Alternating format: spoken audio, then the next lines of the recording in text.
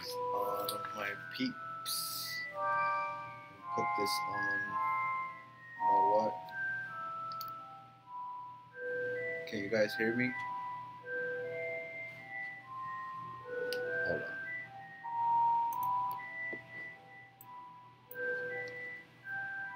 Hello? Can you guys hear me? Hello, hello, hello.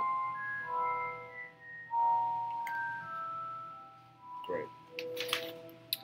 Alright, my peoples. So you guys already know I am a Harry Potter fan.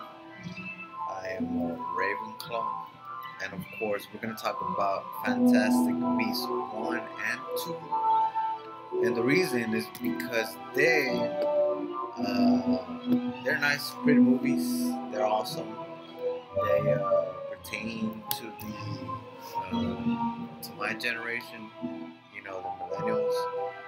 And we love these movies. Unfortunately, we have to wait so long for Fantastic Beasts 3.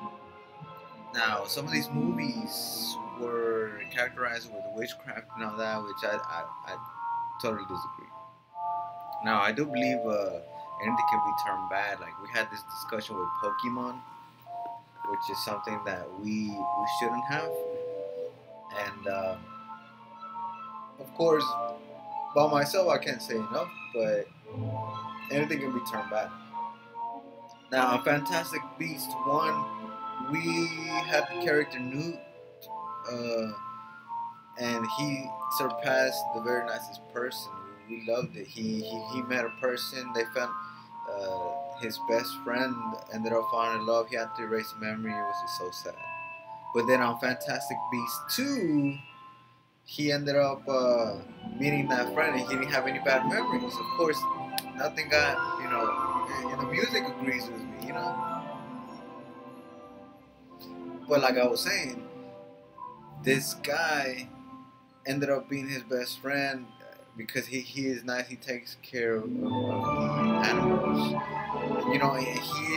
He is going on to Dumbledore. Now there are two Dumbledores in this movie. One of them is a good one is a bad one. One of them just doesn't know where he comes from, but he could be the Dark Lord based on what the magic that was happening. The other Albus, the one who was an orphan, the magic that he was using was dark. It was like, if you guys seen the movie, in order for him to move around, he had to use this black shadow that was going like that. And the last time I seen something like that was in the Harry Potter movies. It was one of I think it was, I'm not sure if it was Prisoner of Azkaban.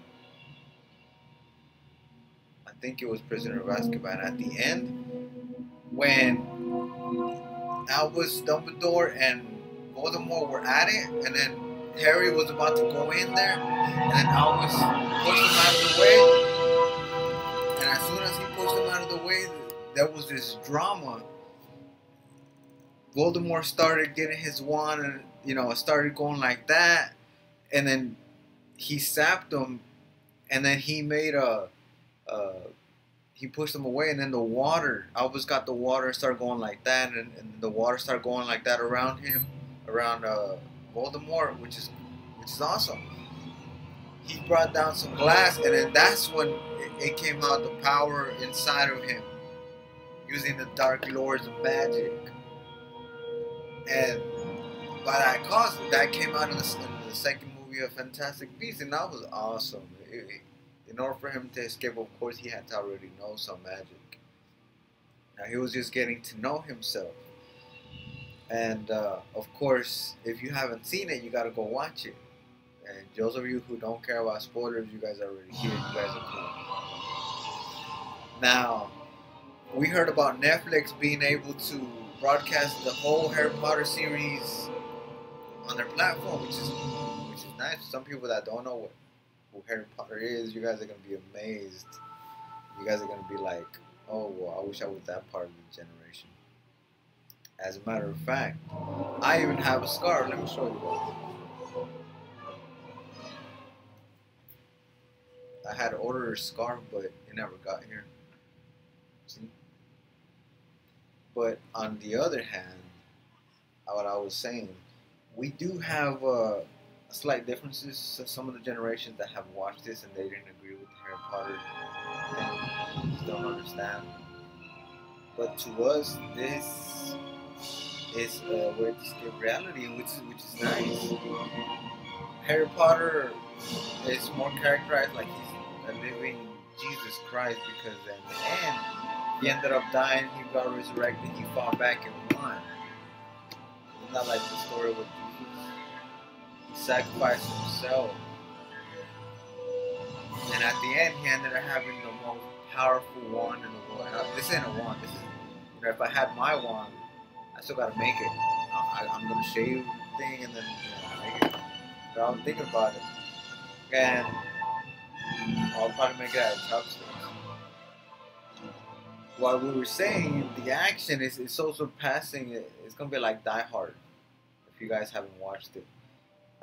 Now there are other things in this movie that some of you guys, folks won't understand because you guys are probably little. You guys don't know about kissing, nothing like that. Boyfriend and girlfriend, crumb, flying on broomsticks. That's the type of stuff that I like.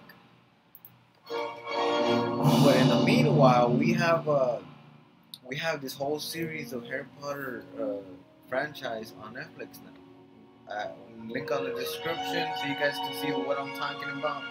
Keep on reading, and you guys are gonna be doing awesome.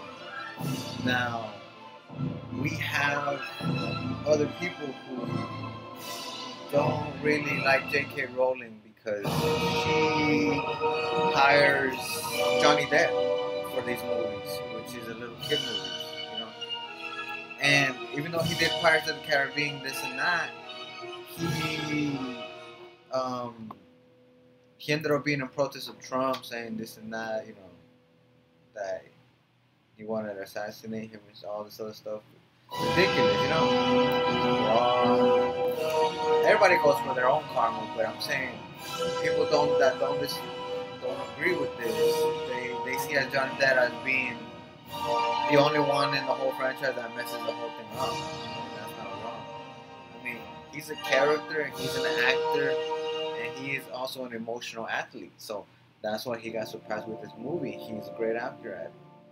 Now, what I'm thinking when he becomes the Dark Lord or something like that in those meetings, that's what I'm thinking because Bellatrix Lestrange is also in this movie, but what was amazing to me is that Albus Dumbledore was one of her teachers. He was the Defense Against the Dark Arts teacher, and I'm guessing that's one of the reasons Harry Potter in the late history of Harry Potter movies ended up being one of the army of Dumbledore.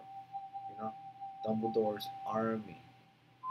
And some of you guys that are on Facebook, you guys know what I'm talking about. And even Dobby's on there. Like you can see the little house elves and stuff, and the dragons. Man, those dragons are nice.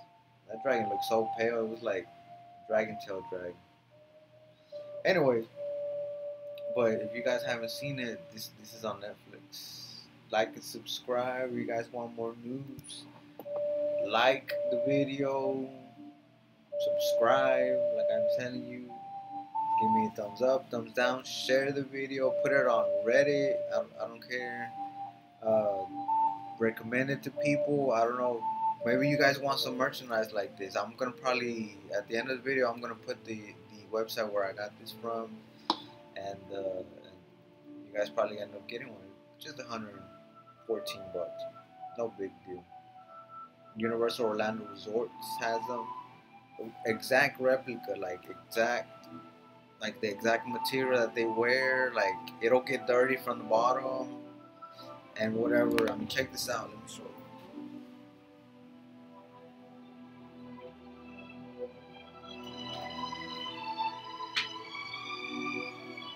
See, it even has a warm corner here. You guys can see it.